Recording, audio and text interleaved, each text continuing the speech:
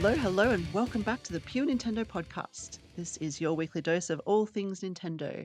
My name is Jemma, and joining me this week, I have once again, I was going to say the ever present, but that's not true because you weren't here last. The occasionally present. The occasionally present Kirk, mostly present Kirk. How are you? Welcome back. I'm good. It's good to be back. Although I missed the Pacific Northwest, I'm happy to be talking about something that brings me more satisfaction than my Seattle Seahawks. Yes, indeed. We won't delve into that too much. I know it's a bit of topic, so yes, no, welcome back. We missed you last week and we missed Trev this week. Hope Trev's feeling all right. But we've got a huge show this week, a lot to talk about. I've just come back from PAX Australia, which has been on this weekend in Melbourne. So I'll give a wrap up of all the cool stuff I saw at PAX. We also want to talk about this new alarm clock that Nintendo revealed last week and just maybe touch on this online testing situation that they also had call outs for during the week. And then, of course, it's October, so it's Halloween season. We're going to start our little talk about scary games, Halloween horror games that we love to discuss, as well as any other games we're playing. We've got a nice little list, so we'll get to those at the end of the show. But first of all, I'll kick things off with a bit of a PAX wrap up. And geez, it's a big event. This is my second year at PAX, and had a fantastic time. Met lots of cool and interesting people, particularly Australian indie devs. That was my focus this year. Last year, Nintendo was there, which was awesome because I got to play Mario Wonder, for example.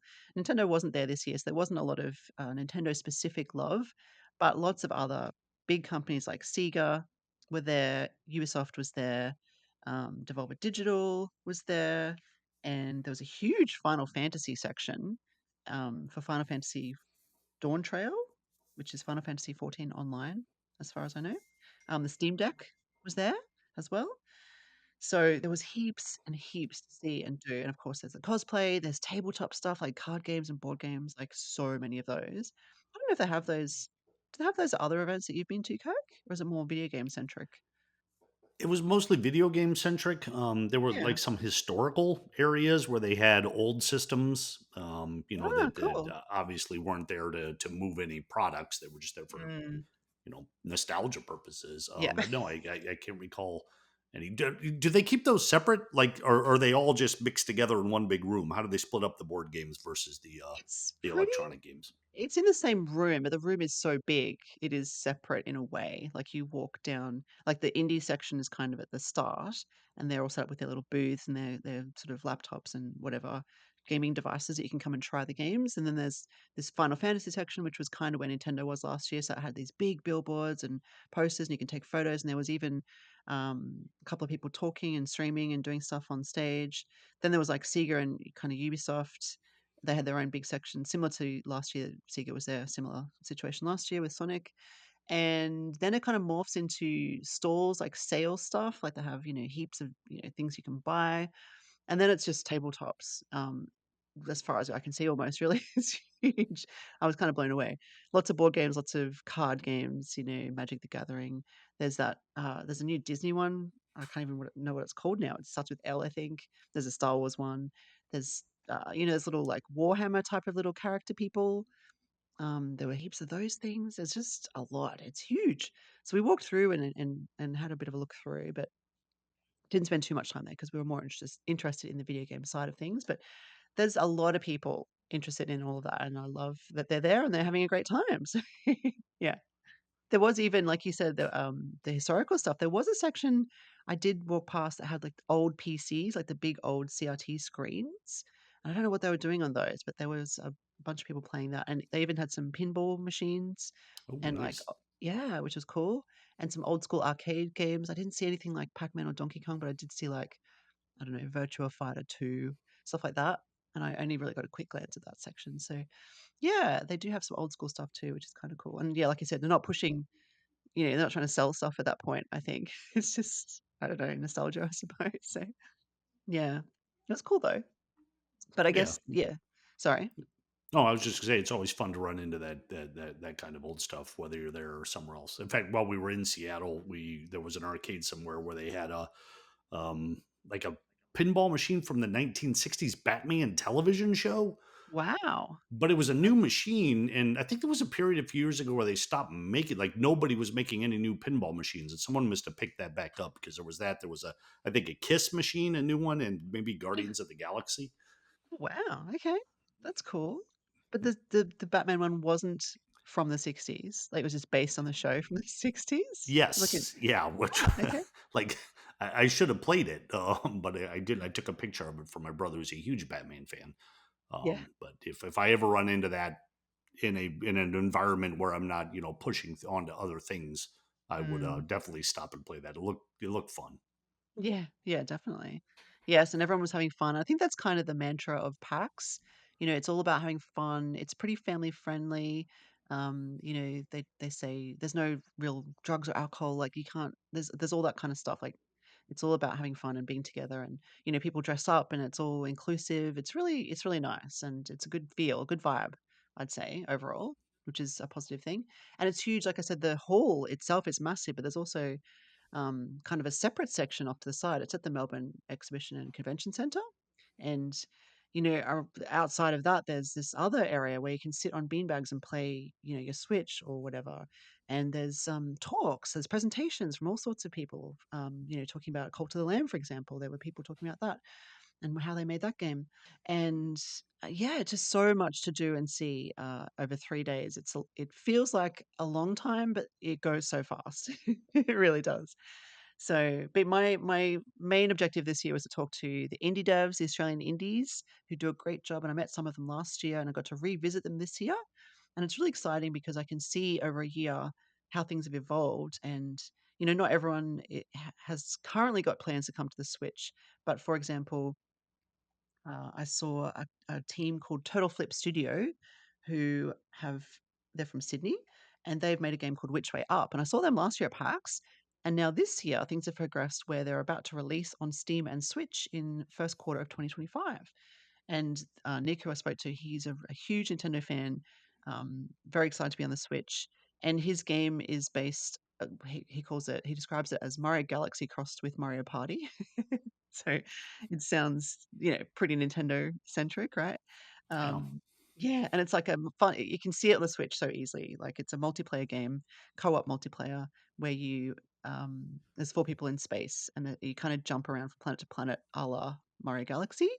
So it's really fun and colorful, cute little characters. They're called, I think they're sprites, and there's seven of them to choose from. So that's a lot of fun, and that will be coming out, like I said, next year. So keep an eye on that one. I also spoke to the team at Hungry Sky, who are responsible for a game called Necograms, which I don't know if you've heard of this, Kirk, but it has just been released on the eShop actually. And I spoke to them last year as well. They're from Western Australia, and at the time last year, they weren't 100% sure how they were porting to Switch, but that was on the cards. And now they've come to Switch. So they just released. I think it was like not even 2 weeks ago, so just before PAX happened. And it's a cozy puzzle game where your objective is to move cats onto cushions so that they can take a nap. It's so cute and it's so sweet. I always thought I love cats it. were able to do that themselves. We have to Yeah. we Yeah, have to help them find a place to nap. That's what they we do. excel at. Yes. It's super cute, and the cats like, I think the cats move in one it's a sliding puzzle game, so the cats move in one direction and the cushions move in another direction. You have to kind of align them in the certain number of moves, and if you do it in the like, if you get it on par or whatever, you get 3 stars. If you take too many moves, then you only get 1 or 2 stars. So the objective was obviously to get, 3 stars in each one. I'm actually reviewing this game. They gave me a code last week, so I've started playing it, and I'll be putting up a review during the week, so look out for that one too. But really, really cool. They're also working on their next game, which is called Snow Cone, which isn't currently planned for Switch yet because it's in early stages of development. Hopefully, it will come to Switch in the future. But it is this time it's a penguin protagonist who makes snowballs and has to move them to switches. So it's another puzzle-based game, but a bit different style. So it looks really cool. Definitely looking forward to seeing more about that one. There's a lot of cute games, but then there are some more, I guess, darker ones, if you want to call them that, kind of in time for Halloween. For example, we have one called Hues of the Void from the Grimm brothers. Instead of the Brothers Grimm, they call themselves the Grimm brothers, which I thought was a cool name. And it's sort of a deck builder type of thing where, well, not really a deck builder, but more a puzzle game where these knights come at you from the bottom of the screen, and you are a mage at the top, and you have to kind of unleash enemies.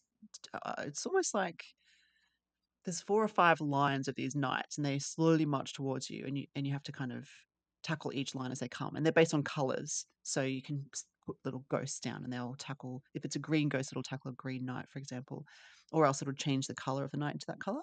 It's a bit strategic. It's quite cute in a way. I know I just said dark. It's not really.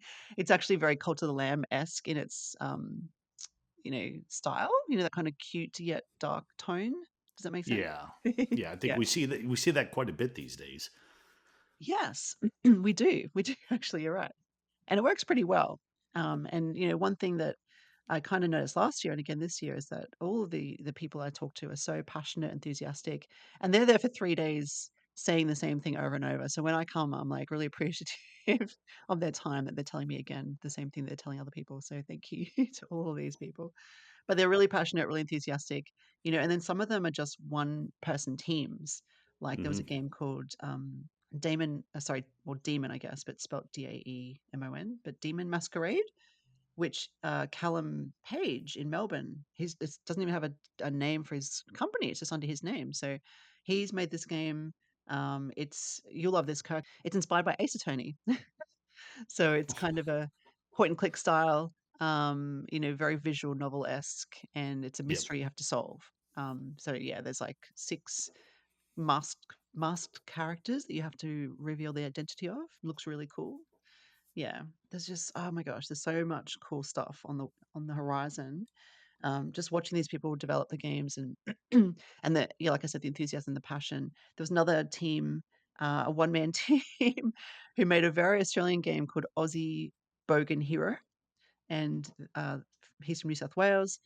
Snag Swag Studios is his company name, but essentially this guy is so cool. It just during COVID lockdowns, he is a builder by trade, but just decided to learn how to code, and so he's made a whole game, the whole thing, music, art, everything. It's kind of a Metroidvania featuring a very Australian hero um, called Davo, and they're hoping to bring it to Switch.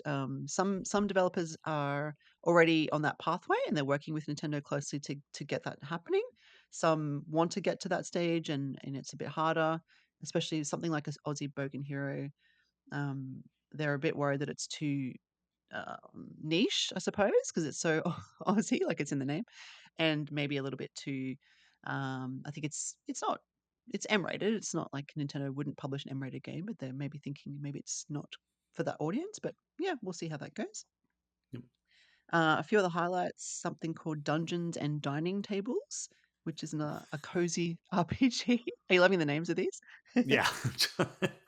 Like, so they really stand out. I don't know if they just scream indie to me or if all the Yeah. other names have been taken and they Yes. or Yeah, no, exactly. And this one stood out because it's a cozy RPG, and the protagonist is an axolotl, so that's very unique. Apparently, they started off with a fox, and then they switched. It didn't quite work, so they switched over to an axolotl, and he's like what do you call it when they're humanoid and they walk on 2 legs? There's a word for it. Yes, anthropomorphic. that. I always go to you for that because you know that word. I keep and he wields a sword, but it's very cute. His goal is to acquire furniture for his house by defeating enemies. And they kind of get delivered to his house in little boxes, like Amazon might deliver them. It's really cute. That's from Catalyst Games. Love that one. Another really one that really stood out to me was one called Rat Trap, which is in the very early stages of development, and it's from a company in Victoria called Squash and Stretch. I had a good chat with Bo over there. It's like, I guess it's a Metroidvania as well. It's certainly a side-scrolling platform type of adventure, which I love. It kind of looks a lot like that Yars Rising that I played recently, actually, in terms of the kind of the aesthetic. It's a little bit futuristic, but it's about a rat who escapes from a lab, and he kind of morphs or he collects bits of mech suits, and he can make a mech suit, and then he can blast through things. And the cool mechanic is he can separate from the mech suit and then do something like activate some switch or whatever, like activate a puzzle, and the mech suit can move on its own and do something, and then you can fuse again. So it's really cool. You can, separate and fuse back with your mech suit. And once your mech suit gets bigger, you can send the legs off in one direction and the head and the body in another direction. It's very unique, very fun. We Why would tried. you do that? Do do they have Well, different like attacking abilities or something? yeah, well, the rat can dash, and he's smaller, so I guess he can get into little crevices and maybe activate a switch and then come back to the mech suit, for example. Or the mech suit could it's got a gun, so it could blast something, but the rat might need to be somewhere else to do something once that blast has activated something else. So it's very puzzle based, Yeah. very switch mechanics. Yeah. Yeah. So that one looks really cool. Another cool one, and this one is coming to Switch very soon, by the end of the year apparently, is called Servonauts from Max Art. And this team is from Brisbane in Queensland, which is my hometown. So I love Yay. talking to them. I know because and they're from all over Australia. There's South Australia, Western Australia, Tasmania. Lots of cool people. I didn't get a chance to talk to many Brisbane people, so shout out to the guys at Servonauts. This one is a co-op multiplayer game, and I love the description because they were just kicking ideas around, and they're like, "Wouldn't it be silly if we had a fuel like a oil refinery as a mini game or something like that, like pumping fuel? Like, wouldn't that be crazy?" And they've made a game around that. So you have to kind of drill for oil, and then pump it and change the color of it, and then get it to a car. Which will be very nostalgic one day once we're all driving electric vehicles, I guess. But yeah, for now. Yeah, it's heading to the Switch very soon, and we play this one quite a bit. It's quite fun, and it's like I said, it's cooperative. So you're working together to finish a level. Each car has different colors of fuel that it needs, and you have to kind of move them through different pipes, and you attach different hoses to them to mix the colors together. Like if you need green, you have to mix the yellow and the blue together. So a little bit of strategic thinking required there. What else? Box Night was another pretty standout one from South Australia, from Womat Studios. And this one is described as Hades, the game crossed with The Office meets Lord of the Rings with a splash of South Park. Excellent. Yeah, bit of I everything. in no way, shape, or form can imagine what a game inspired by all those things could look or sound like. Yes, it's crazy. It's set in an office. It's kind of a like an isometric top-down perspective. You're a little office dude. I think there will be other characters, but in the demo, you're a little office dude with a little tie and everything. So that's the office side of it. But the boss has banned Friday night drinks, and so all of your coworkers are depressed and unhappy, and they've turned into monsters. And so you have to go around and free them from their monstrous selves and return them back to normal. So that's kind of the premise there. um, yeah, so it's really cool. Another quick one was Pond Scum, which probably won't be coming to Switch because it's virtual reality, but just shout out to the guys at UW in Victoria because we did have fun with that one. And it's kind of like virtual reality that it's not like first person. Like you're not, the character's called Snappy. He's a little Cayman alligator. The team put this game together in 3 months, I think they told me, which was phenomenal. And it's got I can't remember how many levels now, but a bunch of levels. I think it was 4 worlds with 8 levels each or something like that. I can't remember the numbers now, sorry. But, um, instead of looking in a first person perspective, you're looking down on the scene and controlling this little alligator who jumps on platforms and things like that. It's a bit Mario 64-ish, but virtual reality. Very cool. Yeah. And the last one I think that I want to mention was one called Dark Umbra from Crypt Rat in Tasmania. Very interesting little procedurally generated Metroidvania with some very cool music, kind of very pastely graphics, some good combat. So yeah, definitely want to keep an eye on those guys as well. But yeah, thank you to everyone at PAX for your time, and I wish everyone all the best with their games and getting them onto Steam and onto Switch. And definitely keen to catch up with you all again next year and see how things are progressing. But any questions for me about PAX, Kurt? How many days were you there? How many on the actual show floor? I was there for 2 of the 3 days. Yeah. So yeah, 2 of the 3 days I was there and on the floor and walking around and talking to people. So fit a lot in. Yes. Do they have?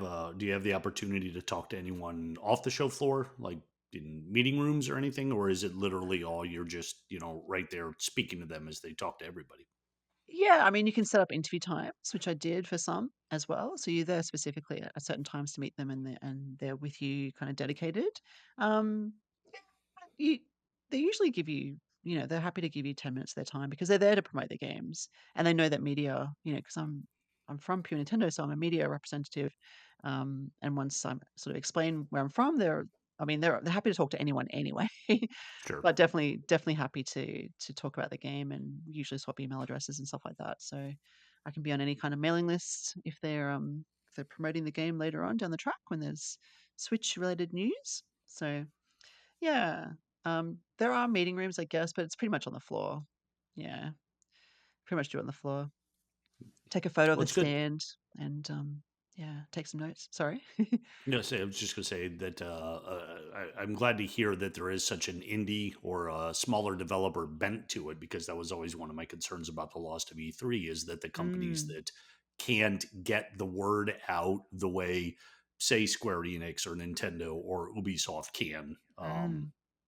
there's still a show for them that people are going to go to and be able to focus on their content as well. So I'm glad to hear that that's there, and that that was kind of your focus. Yeah, yeah, absolutely. I did check out the Sega area as well, and Ubisoft as well. We tried a virtual reality game in the you say Ubisoft. I don't know if it's Ubisoft or Ubisoft. But yeah, we tried this game called Dumb Ways to Die, which was quite funny. There's a little very catchy song that is in my head right now. So that was Are pretty you going to cool. sing it? Uh no. No, I'm not gonna sing it. I can no, I should. No, I won't. I won't embarrass myself. Um, yeah, there's a YouTube video though. You should look it up. It's quite cute actually. They're very cute characters, even though they're dying in terrible ways. It's like, you shouldn't dress up as a moose during hunting season because then you're gonna get shot, right? So All right, that's yeah, fair. yeah, so it's cartoony violence, but it was virtual reality from a first person perspective, so you pick up things and, like, throw fishes at targets. It's very silly. I don't know what that has to do with dying, actually. I don't know, honestly. Anyway, it was very fun. Uh, they had Star Wars Outlaws as well, which is, obviously not a Switch game, but, that was there. They had Prince of Persia: The Lost Crown, which, is on the Switch, which is a nice game. Sega had Sonic, I meant to ask them how to say this. Sonic X Shadow Generations, Sonic Time Shadow Generations, Sonic and Shadow. This upcoming game that's on its way, and a couple other games. Yeah, that were on display as well that we tried. Sega's queues are very interesting. They had this situation last year for Sonic. Oh God, what was it? Yeah, the other Sonic game that came out last year, and you have to line up and you're there for ages not moving because they pull out everyone at once. They give them, I think, 15 minutes of game time. Then they wipe all the controls down and then send in the next group of whatever, 20 people. So you move up a lot at, at once and then you don't move at all for 15 minutes or whatever it is. So it feels like a long wait, which is not maybe the best. I don't know. I don't know what the best way to do it is. But they give people time limits, which is probably a good thing because otherwise you could just sit there forever. Actually, Nintendo did Yeah, the thing with Mario Wonder, and that worked fine. But I think it wasn't all in one bulk movement. It was like this person has a time limit. Okay, once their time limit's up, next person comes in. But it wasn't like everyone had the same starting time, if that makes sense. Whereas yeah. the Sega one did. So And it'd be anyway, harder to manage too, like if you're doing that individually with people. You'd almost have to have a yeah. representative on every screen that you have available.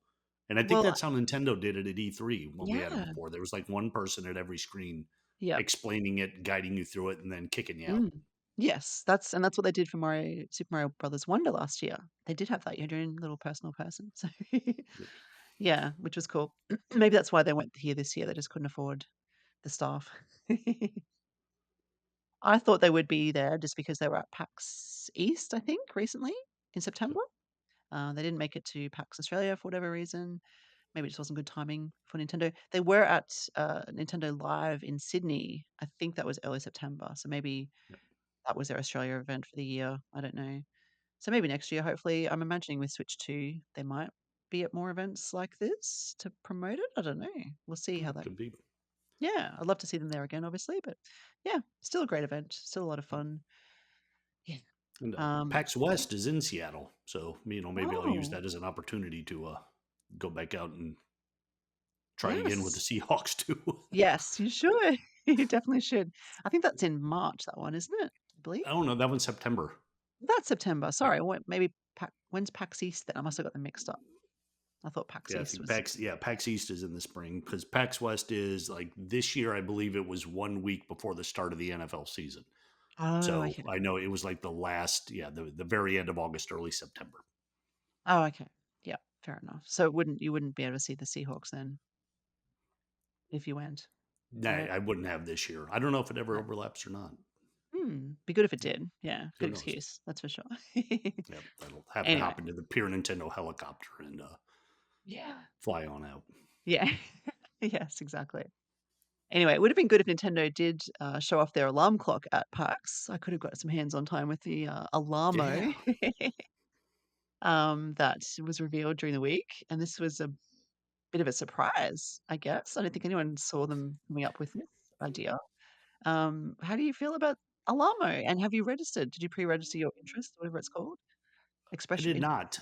not. No. It's not anything I would want. It was weird though because like I got the email for it, Mhm. and I was wondering if it had something that had already been available because they seemed so low key in the email about this product. But I thought it looked kind of cool, so I pulled it up, and what a lot of weird features that a Nintendo alarm clock has.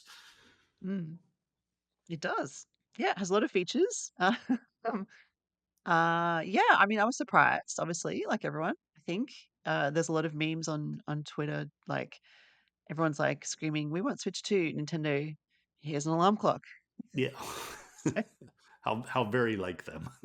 yes, definitely. Definitely. And I love the name of it, Alarmo. I think that's very Hmm. cute and very Japanese. I mean, I pre-registered just because why not, right? So I expressed my interest in getting one in Australia. I think it's in November sometime that you can get it if you are accepted. Otherwise, it's sometime next year. I think it releases fully on the My Nintendo store. Yeah, I don't think we had to pre-register in the US. Oh, I'm pretty sure. Now I didn't do it, but when I clicked on it, it went right to the product page at the Nintendo store, and there was just a buy button for like $99. I think is what they're asking for ah, here. I yes. Okay. didn't click on that, so maybe at that point, then it's like, okay, your name's in the queue. But I swear, when I first got that and went on to it, that I could have just bought it. Maybe I should have. Yeah, you might be right actually. I think the US was different for some reason. Over here, it definitely had $0 in my basket, like when I added it to my basket, but the button, I'm almost sure, said something like register rather than buy. Okay. So I have to be chosen to buy it. So yeah. I mean, I like the idea. I don't know why, but I think it's cute. And it reminds me of when I was a kid and my auntie bought me this red alarm clock that I really loved and I lost it. And it didn't have Mario songs on it. So this is kind of my replacement childhood red alarm clock that I always lamented the loss of. So but I like that it's got Pikmin as one of the options. I think that's Yeah. nice. And I think Zelda was on there, The Legend of Zelda, as well as Mario Odyssey. Yeah, it's a bit gimmicky, isn't it? Like if you watch the trailer, you kind of move your arms, I suppose, and it gives you more sleep time, or it congratulates you for waking up, or something like that. I don't know. I'm gonna get one basically, and then I'll be able to tell you what it's like. So yeah, it's interesting. I kind of like that it tells you your sleeping patterns and things like that as well. I mean, Yeah. I don't use that currently on my phone or any kind of smart device. So I'm interested because I do toss and turn a lot. So we'll see. Yeah. I'm curious what it does now. I know it's not. Well, I shouldn't say it's not made for adults. I mean, of course, we have a lot of adult. I'm an adult Nintendo fan, but like my wife and I share a bed. Is it going to detect both of our movements? Does it know who's who? If one of us is Hmm, like, like one of us may accidentally set the snooze and the other one doesn't want him to. that's a good point. I don't know if it's. I think I read that it does detect two people somehow. Okay. I don't know how though. Maybe it's a distance thing. Like if it's on your side of the bed, and so you're closer to it, it knows. I don't. That's a really good question, but I did see that somewhere that it was two people. Okay. Um, yeah, which is very interesting. So I don't know when Yeah. when the kids clamber into the bed, what's going to happen. because that happens. So, Yeah, or the dog, or the or the cat. dog. Yeah. Yes, the dog, of course. Oh my gosh. Yes. That will be interesting. No, so we'll see. Yeah. It Um, just cracks me up that Nintendo's a gaming company, and most people think of Mario and stuff as being more for kids, and so when they release a clock, it's a $99 full functioning, very advanced technology clock, as mm, opposed to a $9.99 little piece of junk that just happens to play the yes. Mario theme. It's like Yeah. we're Nintendo and we're going to do this right. Yes, exactly. That's it is very Nintendo. Listeners, let us know if you've pre-ordered or even bought it, I suppose, if that's a thing that can happen over in the US. I'd love to know. I wonder when it ships then, if you ordered it during the week, if it ships like next week or I don't know. Let me see, because I was just there. Let's see, wait, But it's very pre-purchase. I'm so soon they'll bouncing be around to see what it out in the says. wild. Oh, and they also have Uh, DLC apparently, or not DLC exactly, but updates for the alarm clock. Apparently, they're going to add more themes. So I think they've got Splatoon, yeah, The Legend of Zelda, Mario, and Pikmin. But I think they'll be adding other themes over time, which is pretty cool. okay. Well, Mm. when they put in the Mm. Fire Emblem theme, Yeah, yes, that then you'll that get it. that that's when I'll order. Oh, you know what Yeah. would be cool too? The alarm clock I have in my room now is a projection clock, so it shoots the time onto the wall or the Ooh, that's ceiling, cool. so you don't even Yeah. have to roll over to see it. Ah, that's How nice. cool would it be if the screen they projected the whole screen on your wall so you could wake up and watch levels of Mario? Yeah, that would be very cool. Definitely. See, I don't have an alarm clock. My phone is my alarm clock. So I think anything is better. Anything is an upgrade for me. So, No, but you could wake up to your own music and stuff, right? Do you do true. that, or do you just True. use the built-in? Yeah, I used to have songs on it. Now I mean, I have songs on it, but I just use the default one. I found that waking up to the song was good at first, but then it kind of destroyed the song for me Yeah, yeah. because, Now you yeah, associate it with the worst time of the day. That's fair. yes, exactly. I'm not a morning person, but that's okay. So maybe Nintendo will help fix that. We'll see. But the other interesting, weird, unknown thing they did during the week was ask people to join this online user testing that's now, I think, expressions of interest for this one have closed. I think they closed very quickly. We don't know a lot about it. We don't know what they're testing. What is going on? What do we think? Is this for something Switch 2 related, or is it a new online, like eShop type of deal? What do you reckon? I can't imagine it would be a Switch 2 thing. If they're opening it up to the public, True. even no matter how far removed it is from the actual Switch 2, Mm, that's not something Nintendo would risk. So I'm assuming it might be just like a server load kind of thing. It could be a new eShop, like you said, some kind of mm, game, possibly that they're putting out. So yeah, I'm assuming it has to be online server related. I can't imagine it's anything else. But when mm. am I ever right?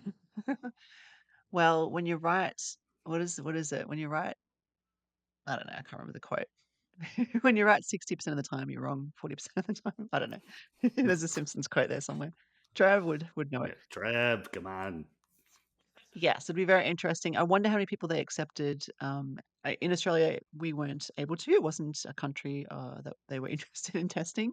Our internet's not very good, maybe. I don't know. Also, we're a smaller pool, I guess, in terms of population, a little bit. So maybe they needed bigger numbers from a bigger area or something like that. Be interesting to see when that is revealed and we see the results and maybe changes. And if it was a new eShop, that would probably make sense because, and I mean, not Switch 2 specifically, but you would think something different could happen for the Switch 2 in terms of eShop layout or, like you Yeah, said, server load. And maybe they're just testing that on the Switch somehow before they roll it out. I don't know. Very interesting. Listeners, let us know your thoughts, what you think it might be. And if you manage to get into that testing pool, that would be interesting to know. I know you can't, I think there's like a bit of a disclaimer or what do you call it? When you have to sign a non-disclosure kind of thing. I don't know yeah, how that like a will work. waiver. Yeah, online, but they've asked people not to talk about it. So, but this is 2024. Everyone talks about everything. I don't know how you can trust people. Yeah. not talk about it. Yeah, when you're opening it up to the public and asking them politely to agree to a non-disclosure agreement, Yeah. no, that's Yeah. that just isn't gonna happen. No, I can't imagine. So we'll see. I'm sure something will trickle through soon. Don't know how long that will be, but we'll find out. Now, of course, as we said at the start, it's October, which is Halloween season. We mentioned earlier, like in a few episodes previously, that we would be talking about games to inspire you, listeners, and us as well, because there are a lot of horror games out there, even on the humble Switch, which is more known for its family-friendly games. There are plenty of scary games to sink your teeth into. And Kirk, you have a couple for us, a couple of classics that you would like to outline for us. Would you like to talk about those? Yeah, yeah. My intention here was initially to talk about new games, the new horror games that are out, Mm. because Mhm. there are quite a few on our queue. I just wasn't able to get to any of them with my trip, Yeah. but I don't want my first. I've already missed the first week in October, so let's look back at a couple of my all time favorites. Cool. The first and possibly my favorite horror game ever is Fatal Frame: Maiden of Black Water. This is, of course, the game where you've got the camera obscura, Mm. and it's your Mhm. only weapon as you're going through, we'll say haunted houses, but in this particular game, most of it actually takes place in a forest. Being attacked by ghosts, and the only way that you can subdue them is to take their picture, in many cases, multiple times. So it does have some action, but a lot of it is just creeping along in very scary environments. This originally came out on the Wii U, where at the time you could pick up the whole Wii U gamepad and just spin around That would be to cool. get the ghosts. I tried the demo on that and I thought it was fun, but I never got it. They eventually released it for the Switch, and I finally dove in and loved the game. But thought, man, I really needed to play this on the Wii U, Mhm. where I could spin around my living room and feel like I'm being attacked by the ghosts. And can you only see the ghost when the camera is in front of you? As in, like, if That you Yes. Yeah, Yeah, that's okay. right. Now they That's give you like scary. a little indicator, like there's a red flash on the left side or upper left, so you know which way to move your the joystick to get up there. Right, yes. But really good stories, and of course, if you're into Japanese horror at all, that's exactly what this is. It's young. I think there are two women and one guy that you control throughout the game. And it's got that very somber kind of like plotting horror to it that builds up really well. It's just a really fun game. They released another game after this, but it was a remake. It was Fatal Frame: Mask of the Lunar Eclipse. That's more recent. It came out in 2023, but it wasn't as good. Mm, So if you haven't played any, then I'm going to recommend you go with Maiden of Black Water for the two. cool. Did we review this on the Switch We at all? did. Yeah, Yes. cool. Maiden of the Black Water, I gave a 9 out of 10. Nice. Very Yeah, good. loved it. Highly recommended by Kirk. It gets his Halloween stamp seal of approval. Yes. Yes. If you have to be willing to accept some of the like old school kind of like tank controls. It can get pretty hard to spin around and take care of the ghost. It's a difficult game. It's challenging, Mm, but mm. just a lot of fun to play through if you're into horror. Yeah, definitely sounds And fun. not like violent, gory horror either. It's very scary. It's got like really scary images to it. You're being attacked by a lot of spirits and ghosts, and there's a lot of disturbing imagery, but no gore. Mhm. Yeah, cool. That's awesome.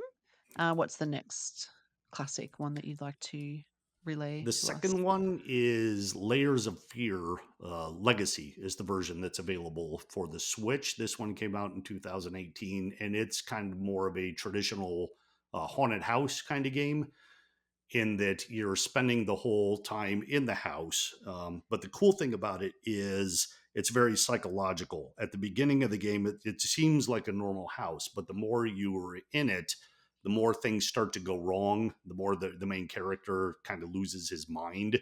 So it's like as insanity starts to set in, the house becomes more and more scary. There are some really, really good shock horror moments in it. Of course, there are going to be things jumping out at you, but most of it is just in the exploration and learning about what's going on with this character and what happened in this house with him and the other people involved. Cool. And did they do a sequel to this one? They did. It wasn't. It was kind of related, but completely different setting. That whole one took place on a ship, for the most part. Mm. And it was kind of the same thing. I didn't find it as effective, but it could also be that I had just recently done this one on the Switch, Mhm. um, because they released some DLC, and my daughter and I used to play this on the Switch together. And so I'd gone through it recently. So when that one came out, it just like you start to get a feel for how the developers are going to scare you, and that makes it a little less scary. The first time I went through this, I had no idea what was coming. And I think I mentioned before, there was one moment that so completely caught me off guard. It wasn't even anything that's really scary as I look back on it, but I was so not expecting it that it made me jump. And that usually doesn't happen, with video games. So Yeah, very effective. a literal jump scare. Yes, literally. Yes. It looks like both of those games, the Switch version rates the highest on Metacritic too. So the best version out there is the Switch version, which is cool. Yeah, Um, I wonder if it's also because we just don't get many games like this, so people are more mm, excited about it, or they feel true. more fresh. Yeah, yeah, Uh, exactly. yeah, but Yes. Layers of Fear Legacy. The literally the whole game is really walking down hallways. Right.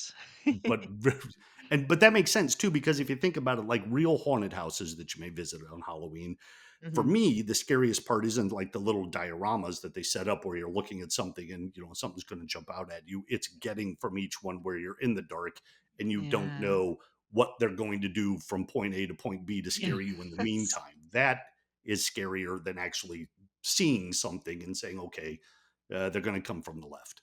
Hmm. Yeah, totally agree. Yeah, it's that kind of anticipation, Yeah. yeah, waiting with bated breath, not knowing when. Yes, very exciting. Cool. Thank you for that. So next week we should have some new horror games to talk about. But yeah, for now, listeners, let us know if you've played either of those or if you have a favorite classic horror game. Let's move on to the games that we are playing this week, or recently, I should say, because this one, well, my sort of two, I suppose. But I'll start with Monopoly, and then we'll switch, go back and forth. But my first one is Monopoly, and this is it's a recent enough game. It's from, I think it came out late September from memory. And Monopoly is Monopoly, right? So when I reviewed this game, I, I said something along the lines of, my job here is not to convince you to like Monopoly. I think you kind of either love it or hate it. I think everyone knows already, if you like Monopoly, you've played, I'm sure everyone's played. Most people would certainly have played a version of Monopoly, whether that's on a video game version or the board game itself. We in my family actually have quite a few board games. We have many variants of Monopoly. As there are many out there. There's, gosh, there must be hundreds, honestly, but we have maybe five or so. Never. Well, I think I played a version on the Wii, potentially. This is one of the first though that I've ever played, and certainly in a long time in terms of an online. Oh, sorry, a console version. Although this does have online, it's pretty faithful. Honestly, we had a lot of fun at home here with my family playing it. We had a few games. There's lots of different modes. You know, there's the classic mode, of course. You know how Monopoly works. You get a little token, you move around the board, you buy properties until they're all gone. You charge rent, you trade and try to get three of the same color, generally, or two, depending on which one it is. And then you try to take everyone's money by charging them exorbitant amounts of rent and by building houses on your properties. And if you have ever played Monopoly and the experience frustrates you in real life, it's just as frustrating in the Switch version, which to me makes it pretty good, really. I mean, it works. It's what it is. Someone inevitably ends up with all the money, and the others quit because they know they're going to lose. And so we had that very experience. But no, it is really good. It looks visually very nice. You can flip the board if you land somewhere that you don't like on one of those annoying tax squares, or you get sent to jail, or you get charged too much rent. You can press a button and the board flips, and all the pieces go everywhere. So that's Do you kind have of to pick them satisfying. up one by one so everyone yells at you and goes to get something to drink till you get things set up again? No, no, that's not present. It just Okay. resets, which is, I Okay. guess, a bit easier. Yeah, but the cool thing is the tokens, you can control them when you're moving around the board, which I really like, and they kind of bounce and hop and jump, and it's really cute. And you can try to fight, movement, as in you would think it's not open world or anything. Obviously, it's a board game. You can only move the spaces that you're told to move, but you can knock over other pieces on the way, which is Nice. surprisingly fun. Yes, you can knock over pieces with your dice as well when you roll the dice. So every time we roll, we're aiming for pieces in front of us and trying to knock them over. You can make the dice, it has a really chunky feel to it. Like it sounds like dice being mixed together or whatever you call it when you shake them, I guess, in your hand. You can speed them up, like you can watch them go faster and throw them further. I was always trying to roll them off the table. I wasn't able to do that. And there's other modes where you can have like a city in the middle of the board, like this mini city with people and everything. I don't really know what the purpose of that is, but it looks really nice. Yeah, I'm looking at a photo of that here. I'm wondering what, Yeah. because there's a building there that it's Atlantic City. Oh, I mean, not the building, but the board game is set in Atlantic City, from what I believe. Oh, there you Like go. all the locations are actual Atlantic City locations, but the city doesn't look to me like Atlantic City, so I don't know what it Hmm. is. Interesting. Yeah. And you can zoom into the city if you want to, like take a break from the game and go and explore the city. And there's little hidden tokens you can unlock in there as well. So there's little things like that, and there's different modes. You can do a fast play mode because we all know Monopoly takes some time to play, like several hours usually, or over many days if you don't have time to finish it. So you can save it, of course. You can pause it, or you can play faster versions where you have to just be the first to get 8 properties, or the first to get, I think it was like $1,600 or something like that, or 1,800 Monopoly dollars, or is it million dollars? I don't know. Anyway, 1,800, things like that. And you can change the rules. I'm a bit of a stickler for the rules. Like some people play where the tax, excuse me, when you land on the tax square, the money goes into free parking. And then if you land on free parking, you get the tax money. I've never played that rule. It's not in the rules. But people play it, and you can make that happen in this game. So if you want to do that, do you do that, Kirk? No, No, no, I don't. Yeah. it's just not I'm Monopoly. like you. I'm a stickler for like what's the other game? Life. I know we got a version of Life, the board game, and they had added all kinds of new things that you could do that, Oh, me, I don't like to think I'm always a purist, but I thought they were all just fluff and weren't necessary. So yeah. I'm glad you get the option to play it the way it was originally developed. Yes, exactly. So yeah, they're optional rules. You can switch them on and off if you feel like it. But it gives it, I guess, a bit more variety. And if you were someone who did like to bend the rules, then you can do that. So yeah, so that makes it fun. So yeah, my review is up now. You can check it out on purenintendo.com. Overall, I enjoyed it. It's a really good it's a really good virtual version of Monopoly. So yeah, if you want another version of Monopoly, then you should get this one.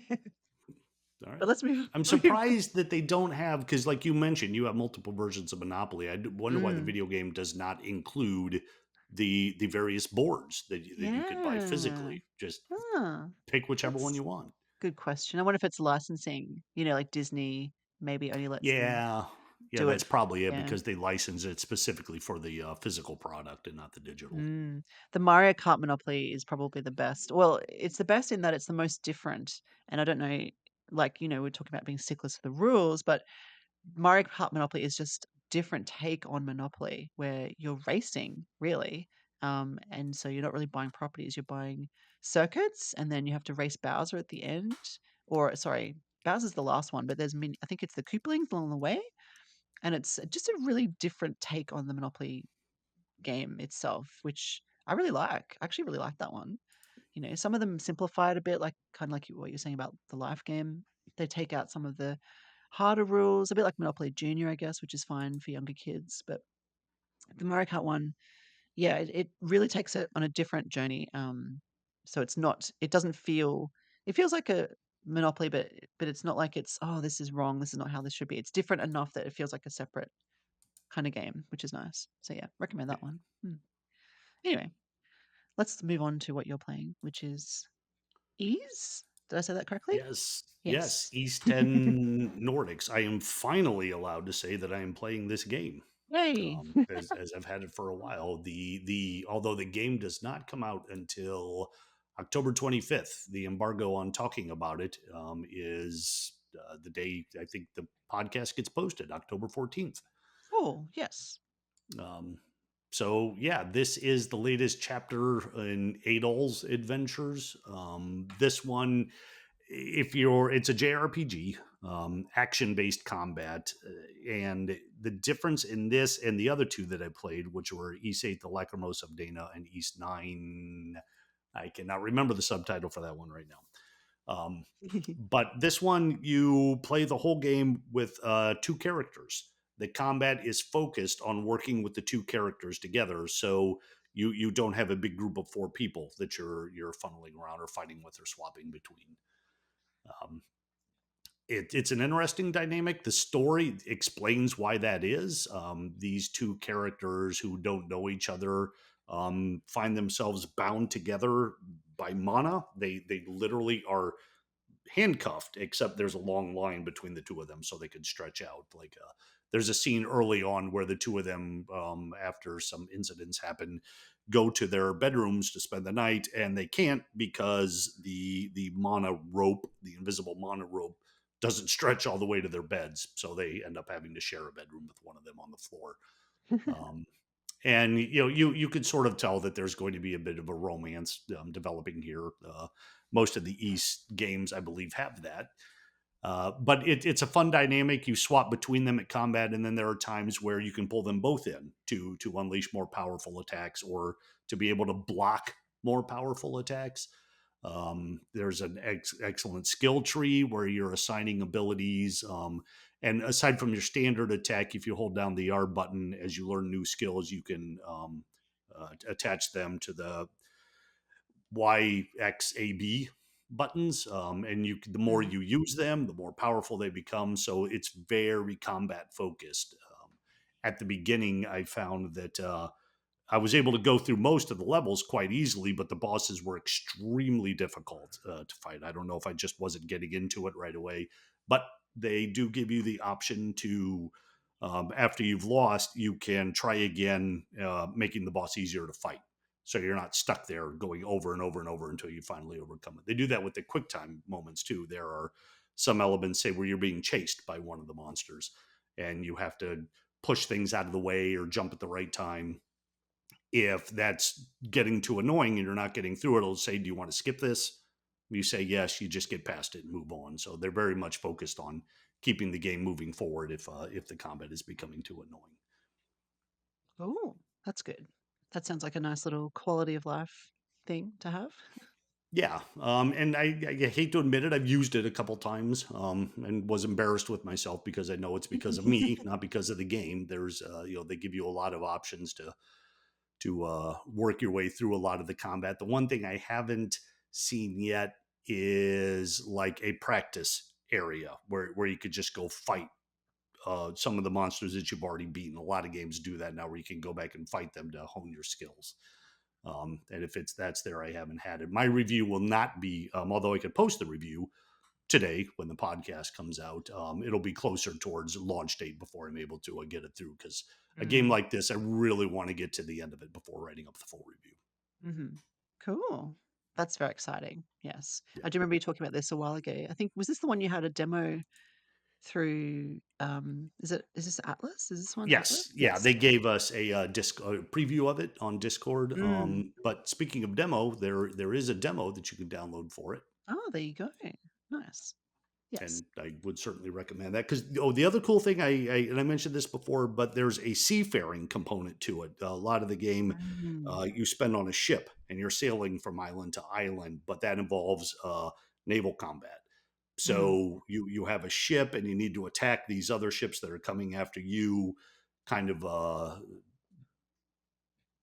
wound them. There's a word for it, and Yeah. you're not wounding a ship, you're incapacitating. I don't know, Mhm. but you kind of slow it down, and then you're able to get up next to it and launch your broadside attack that's going to do more damage.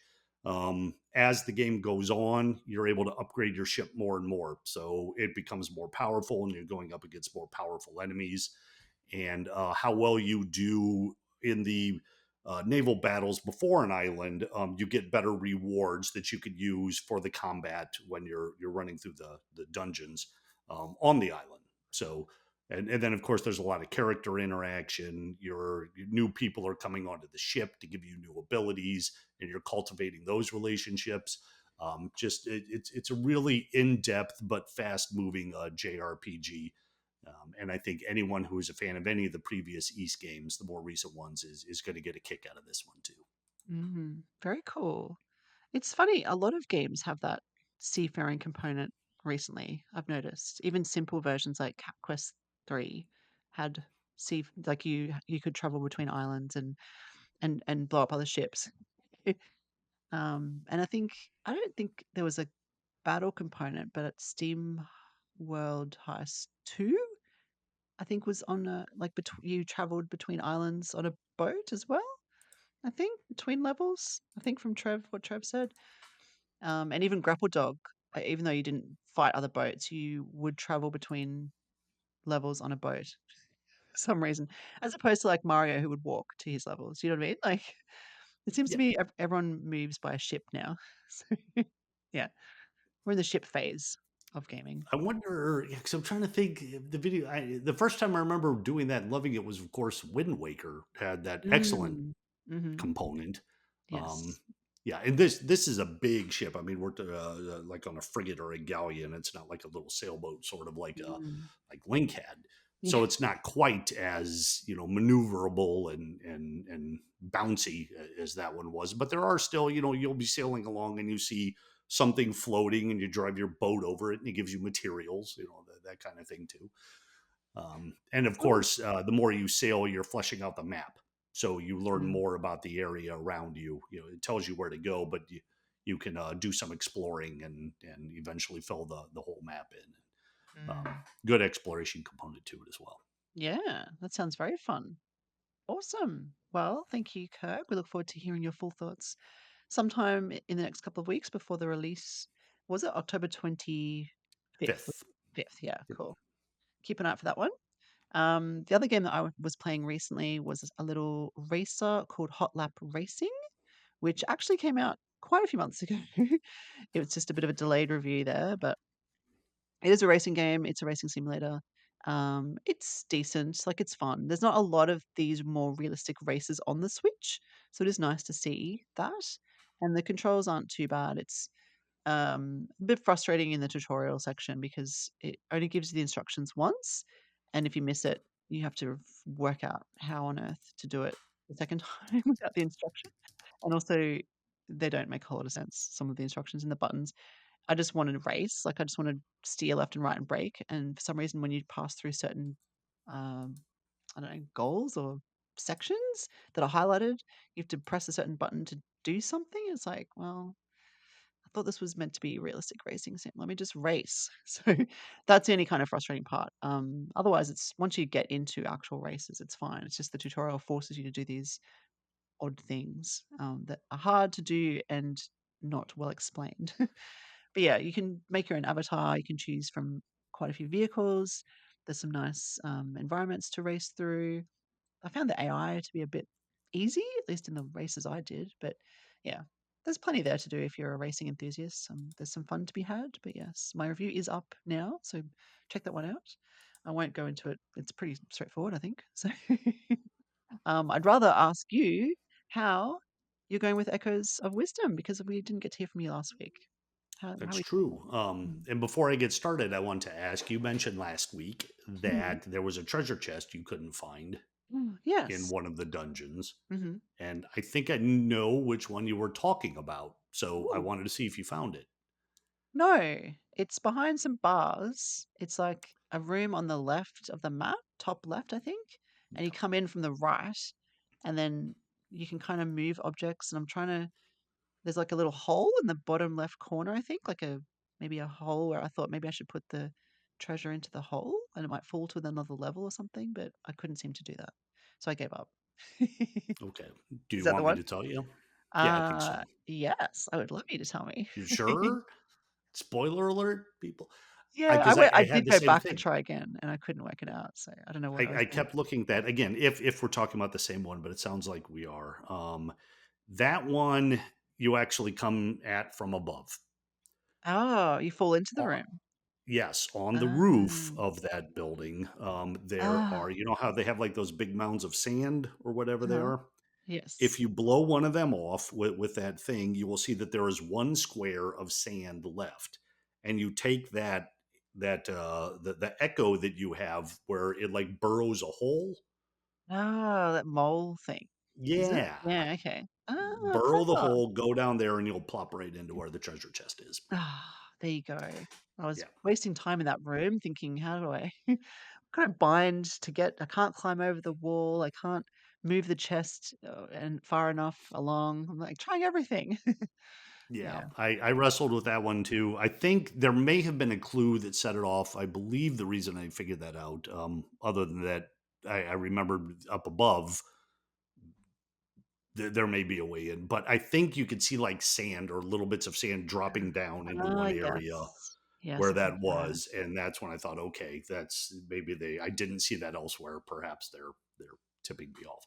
But yeah, even when I got up there, I wasn't sure because like I figured once I blew all that sand away, which I didn't do the first time, that there was just going to be a hole, and there wasn't. And so I thought, well, Mhm. that was a waste of time. But then I thought, wait a minute, that block looks different Mhm. than the others around it, so we'll try them all. Oh, cool. Oh, thank you. I'll give that a go. Yep. I did go back to Um, that temple for some reason too. That's the Garuda Desert one. Why did I go back yeah. there? Oh, you know what? When those flying tiles, that room with the flying tiles, Yes. I didn't echo them. Like I didn't capture the echo for those the I first didn't time. either. Yeah. I couldn't. There was nothing I could do to stop them.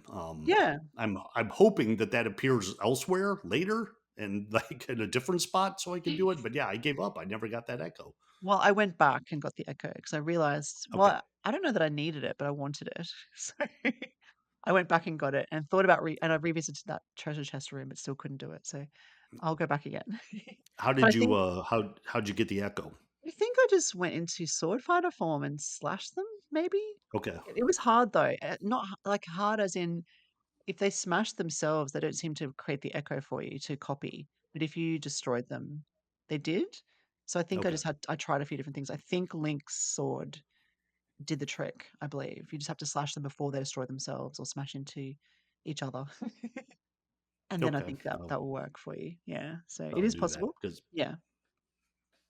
I haven't seen them anywhere else. But you know that you know the one that Justin told us about, the pea hat, which yes. was in that cave. I was telling Trevor about that last week on the show, I think, or maybe just offline, I can't remember. But I did see him again, that pea hat. So if you can't find that cave that he's in down southeast, I guess, somewhere in the middle of Hyrule, somewhere near Hyrule Castle, maybe on the west a little bit, I did happen to run into him randomly just in an open plain area. So he is around elsewhere if you're looking for him as well. Did I you get did get him. you did get him. I went back on Justin's tip and Yeah, me found too. that cave and yeah. Me too. Yes. Very cool. Very cool. Um, so you are a bit further along than I am now. You've completed the Hyrule Castle section, which I'm up Yes. to. That's where I'm up to right now. So you've unlocked three more areas, I believe. Yeah, Yeah. like it did with the first bit where it gives you two options on where you to go. Now it gives you three. The one I chose was the north central area, which has Lanayru Temple. So I'm exploring that right now, and I thought that the most annoying thing was going to be working with water, um, Mhm. and it's not. It's working with clouds. They Oh, okay. you have the ability, and the funny thing is the first time I didn't even do it. They have the clouds, and I did not get the echo for the clouds, and then Uh, went into this area and started moving around, and it was just impossible. You need mm. the ability to make clouds, and the clouds are like beds, except they disappear. Oh. So, but they also don't have to be stacked on anything like the beds do. So you can go across, big gaps. You just have to lay down a cloud, get on it, and hurry up and lay down the next one because the one Ah, underneath you is going to fall and you're going to disappear. You can build stairwells and just go all the way up, oh, that's doing this cool. just back and forth and back and forth. But I I wish the game had some way to lock Zelda into like 90-degree angles. Mm, So mhm. So she would have to face left, right, forward, or backwards. Yeah. Because so many times I think I'm facing the wrong direction and you put it down to the wrong spot. When it's a bed, it's no big deal. It either falls away or you could just make it disappear and create another one. But when you're on a cloud and you're timed, you don't have enough time to hurry up and lay it down where you actually want it to be. So Mhm. it's a very nerve wracking experience working Yes. with that. Yeah. And they of course make you work with it as much as possible. Yeah. Oh, that's a good point. I do find that a little frustrating, the, direction thing, like Yeah. with beds or whatever, and then you Yeah, waste although echo. I Yeah. took your tip on hitting the right stick. I never Mhm. like Trevor didn't know you could do that. Yeah. But so you could get the top down view and see if you're lined up. But again, with the clouds, you don't have time to do that. So they're very short-lived then, the clouds? We're Oh talking, like, yeah, yeah, like a seconds? second or two tops. Yeah, Oh, that's very short. Okay. Yeah, yeah. that does sound nerve-wracking. So your water experience was not great then? Those little water cubes? What it was fun. I It's not my favorite. They did it well. I'm not knocking that portion of the game. It's just whenever there's water involved, it's inevitably becomes my least favorite part of, of a game.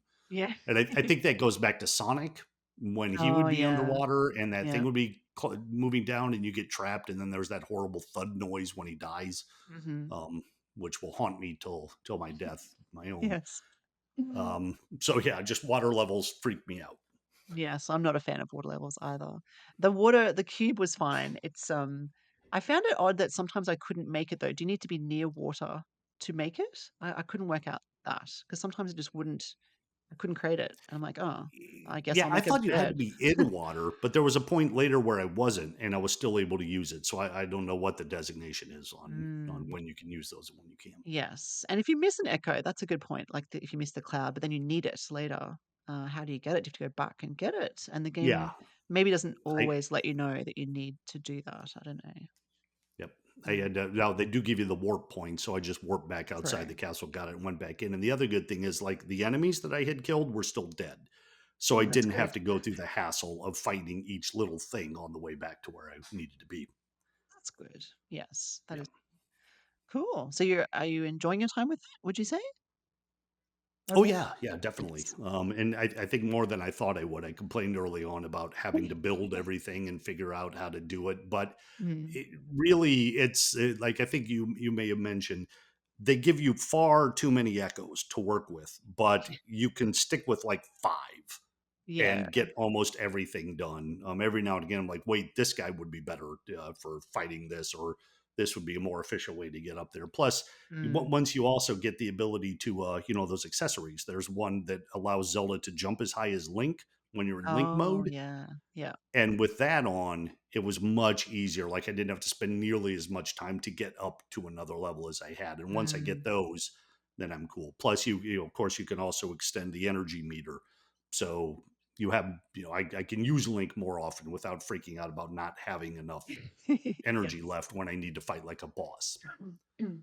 Yeah, because 'cause I'd switch to Link sometimes, to jump because I just didn't wanna have to Yeah. create something else. I'm like, "I'll just Link can jump." Yeah, very, very cool. Yeah. Yeah, I mean, I haven't had a chance to play much this week, due to work and PAX and things like that, but definitely enjoying my time with it. I finished the water temple, did a lot of exploring, and I found the thing that Trev talked about last week actually, which was that dojo where you have to do it's like a dream battle or something. Have you been? I think it's near Kakariko Village. I can never say the name of that No, village. I haven't been there yet. Yeah, that was fun. Kakariko? Yeah, I think I will. Yeah, that was super fun. I did that. Yeah, and just did a lot of meandering, a lot of finding caves, and if there's a cave, I really want to find it. Go inside and find what's inside it, and get the treasure. There's one I wasn't able to do, I think, which I've pinned to come back to. So I can't remember what that one was right now, but there is one I couldn't solve. So that, along with the Gerudo Desert, I have to revisit. But yes, I've just made it to Hyrule Castle, so I'm starting that area now. Yeah, very interesting, very fun. I love it. Are there better bombs? Have you found a better bomb? All I have right now is the bomb fish. That's all I have too. Yes, Okay. Yeah, that's what I'm that thing using. annoys Mm. me because it's always flopping away from what I want it to blow up. Yeah. Yes, it is a bit frustrating that way. Yeah, that's the only bomb I have. I thought Okay. his name, the brother, would give you some bombs at some point. I thought from the trailer there were some robot bombs or something, but I haven't seen them yet, so don't Okay. know. Yeah, Well, I'll we'll be get. happy when I find them. Yeah, yeah, exactly. Flopping bombs. It's a bit annoying. Do we have time to talk about one more game from you before we close off? Do you want to talk Yeah, about I could be Bethesda? quick. It's not. I mean, it's kind of a Nintendo game. I brought this up only because we talked about it before with the new Mm, Professor Layton game coming out, and I mentioned that I had never played a proper Professor Layton game in the past. mhm. When I was at the airport in Seattle, I thought I'm going to buy Professor Layton in the Curious Village for the iPhone. Um, Hmm. just in case I'm, one of I had the Switch with me, but I was sharing it with Sam and Max, so they may want to play it. Mhm. It was a good thing I did this because the fellow sitting next to me was a bigger guy, and I would not have been able to get my elbows in the right place to play the Switch Right. because of the space he was taking up, which is fine. I had no problem with that, but ends up that I worked my way through quite a bit of Professor Layton in the Curious Village because I was able to hold my phone in just one hand and still be comfortable. Mm. Cool. Um, so I've finally, although it was difficult because I didn't have data and I didn't pay for Wi-Fi, so the puzzles that were stumping me, I had to just think through for very Mhm. long Yeah. periods of time instead of getting going online and getting the answer. But I got much further than I thought I ever would have doing it that way. Mm. Um, Hmm. but I've finally playing a Professor Layton game and hope to play through all three of them before the new one comes out for the Switch. Oh, that's brilliant. Very nice. And I did see Yep. something online, I think during the week or maybe last week actually, that Nintendo was kind of pushing for more latent games from Level 5. Like, Level Five's bringing back the franchise in a way, right? We haven't had a new game for a long time. They're bringing out a new game that we've seen the trailer for recently. And, you know, it's something like Nintendo was gently nudging them. Like the Nintendo wanted more latent games for the Switch or Switch 2, whatever device, which I thought was really interesting. And I didn't really delve too much deeper into that, but I thought that was really neat, because it did do well on the DS and it was a, popular series that a lot of us really enjoyed. So, and it was perfect for the Switch, sorry, for the DS. It's funny, just as an aside, because my niece was over last night, and she had never played the DS before, and she was playing a game called Yoshi Touch and Go. Did you have a DS? Did you remember? It was such a fun game, this Yoshi Touch and Go. Have you ever played that one or heard of that one? Nope, did not play it. Oh, so fun. We were addicted to this, my sister and I, back in the day. It's sort of an endless runner, I guess, with Yoshi collecting things and using the stylus to do so. It's just so addictive and fun and cute and lovely. And I wish they would make another one. So please, Nintendo, Yoshi Touch and Go, Switch 2, let's do it. I love that game. And if listeners are familiar with that, let me know if you agree with my thoughts there. But we've gone a little bit over time, but we've had a lot to talk about this week. So I hope everyone's enjoyed listening. Did you have anything else to add before we close things off? Okay. Nope, I think I'm set and ready to dig into some horror games for next week. Yeah, can't wait to see what you bring to the table. I'll see if I can find one on our list as well to bring something as well. But thank you so much for joining me this week, Kirk, and thank you, listeners, for tuning in. We hope you enjoyed the show. Let us know what you're playing. Let us know how you're going with Echoes of Wisdom. Let us know if you were at PAX or if you've been to a PAX. And if you'd like to follow us, we're on social media. We are on Twitter/X and Blue Sky and Mastodon, as well as YouTube, of course. If you're watching this on YouTube, please like and subscribe.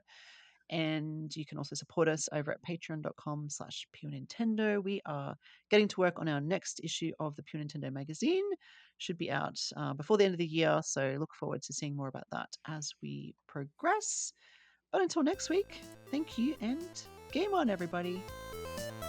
Bye.